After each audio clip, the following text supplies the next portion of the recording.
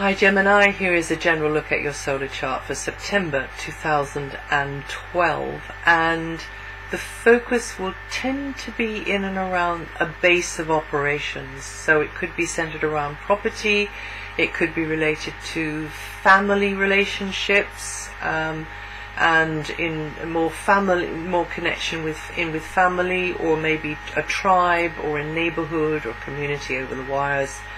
But property could be a feature, whether that's yours or whether you're trying to get your hands on it, whether you're trying to get rid of it, and it could be a small amount of property, like a space inside or outside, or it could be to do with where you feel you belong, who with or where. In some respects, though, your gaze will tend to be turned inwards. You will tend to be more introverted because you're pondering things and feeling things more deeply as well, with the sun in this area here until the 23rd. For some of you, it's going to be about the past. It could be a blast from the past. You could be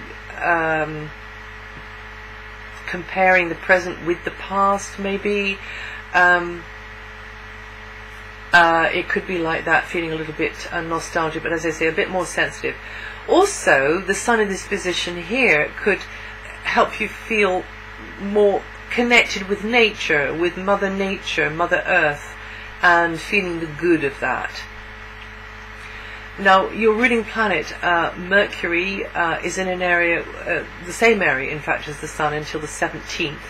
And so that means that your mind may be very much directed towards property, family, a community, a space, to do with space, but also your mind may be very much causing your feelings to come more to the surface. And there can be some differences of opinion as well here, because, as I say, you're a little bit more sensitive and you're feeling things a little bit more deeply. However, your intuition is working very, very well. So maybe in some situations, not all, just leave the logic on one side, because you will be sensing very strongly what's the right thing. But conversations could be around property or a physical space or family members, and there can be more paperwork because of that, more correspondence because of that, over the net as well, Skyping, emailing, and that kind of thing.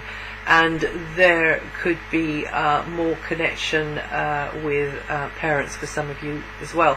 So this pondering feeling happening, this weighing things up, and also thinking about inheritance, thinking about a legacy, thinking about a tradition of some kind. A chattier time could be had right in your own backyard, or not very far away. And some of you could be on the move more, sort of flitting hither and thither more. And then from the 17th, Mercury enters a more romantic or playful area. I call it the house of fun, which can work out in various ways, but there's in general a freer feeling for you, more entertaining, whatever you call entertainment. I mean, it could be to do with the entertainment industry or the arts for some of you, but just more entertaining time. Something you get more of a chance to do the sort of things which are fulfilling for you, or give you the chance for a laugh, and just to sort of get outside of yourself, really, and your mind. And it's a good time to hang out with mates, young children, youngsters, young people, but also it can be a romantic time as well, and it's a good time to just be with your favorite people, really, doing your favorite types of things. It's quite competitive as well, so you might feel as though others are likely to put you center stage for some reason. And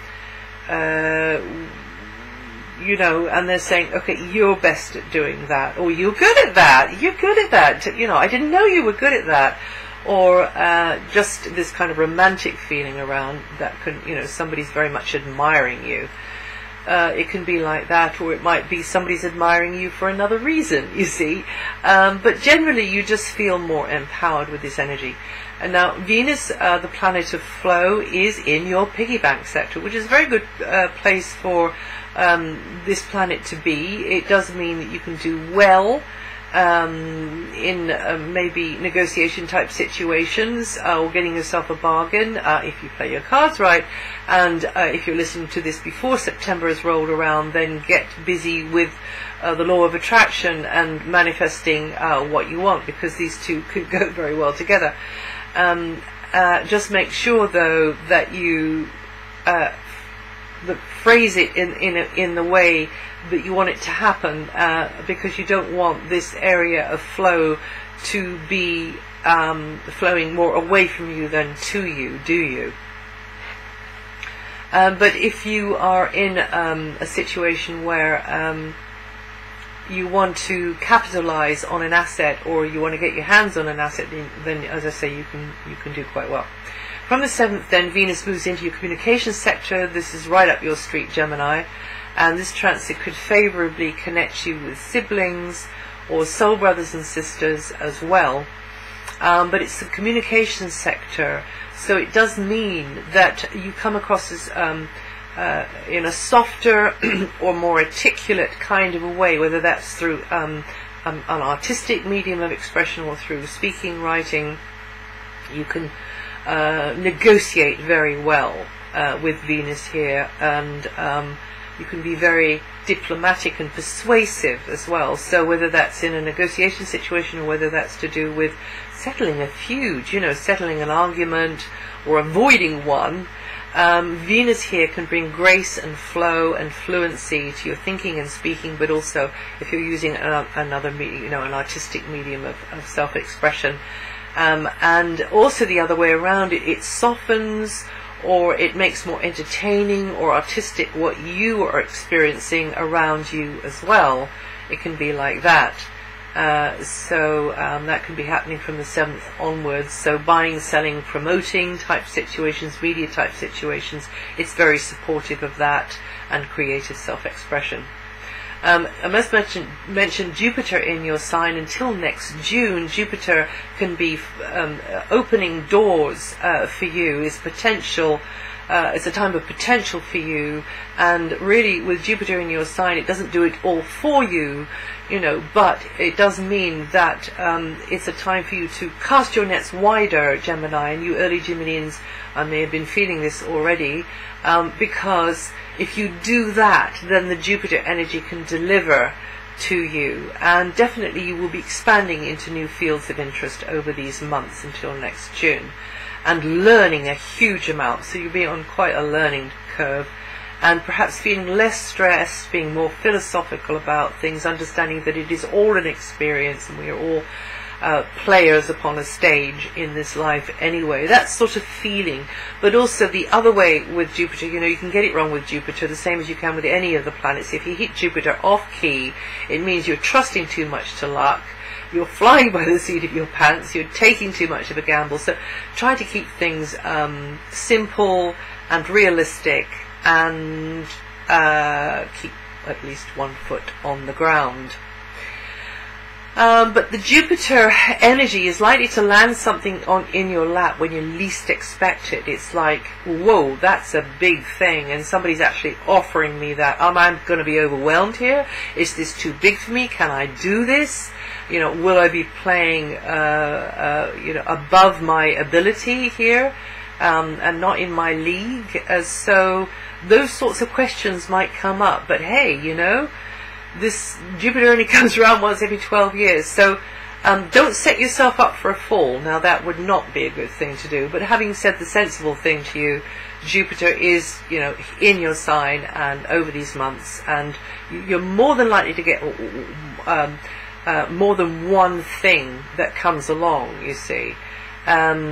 But Jupiter is there to expand you anyway, into new areas and to broaden your horizons, Gemini. In fact, physically, some of you might be traveling more and or having more interaction with those at a distance. Or if it's not like that, having more interaction with those with a very different cultural background, or educational background or views to your own. You know, you've never had to deal with these sorts of people before, or you haven't had to deal with them very much.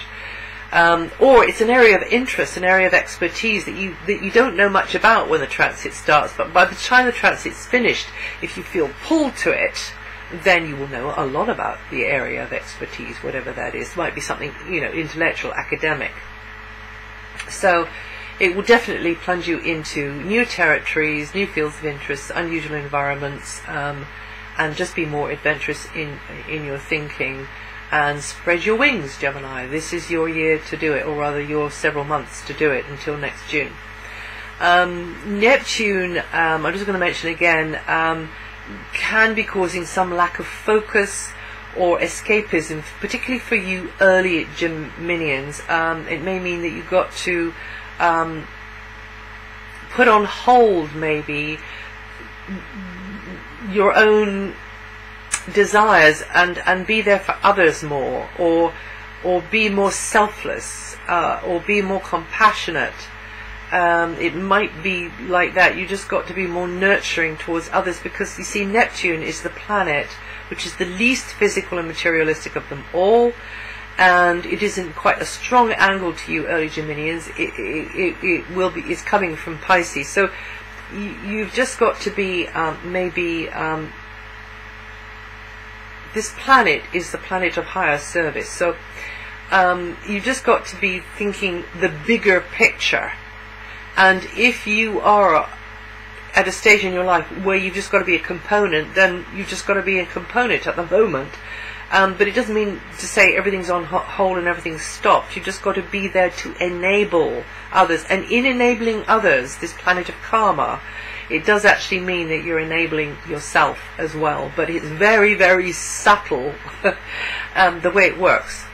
Also, it's the planet of the arts. It's the planet of healers. It loves things to do with you know, compassion and service, but also medicine, therapies, spiritual healing, film, photography, acting, counselling, boating, anything to do with the water. In fact, hospitality industry, cuisine, healing. Did I say healing? Charities, charitable type work, anything which serves the common good. And there are other things as well. This particular thing, did I say music? Is actually music. But also those other things, and there's a whole list of them. Look it up, because where it is in your chart, it's in your career sector in your solar chart, you see. So you've got to try and weave in Neptuneness into your life direction, but also into maybe you know, your professional area as well. Mars, I must mention Mars very quickly. Feisty Mars is in an area to do with being of service, coordinating with others, providing a service. So actually it's chiming in a little bit with what I was just saying about Neptune, but it's far more down to earth. And so some of you will be working very hard at the moment where Mars is. Or if you're doing something to do with health or exercise, you can be working very hard at that. It can help you, but be careful that you don't spread yourself too thin and pull a muscle or something. It's like what you got to do every day. So it's like you need to work with Mars here. You need to know what you're doing every day and get on and do it. But there's also a danger of overdoing it. There's also if this is coming out to do with your work, your employment, then you might be feeling rubbed up the wrong way by co-workers at the moment, or maybe it's service providers, or maybe it's people getting in the way of what you want to do, because Mars likes to initiate. It doesn't like anything in its way. It likes to drive forwards like a bulldozer, you know.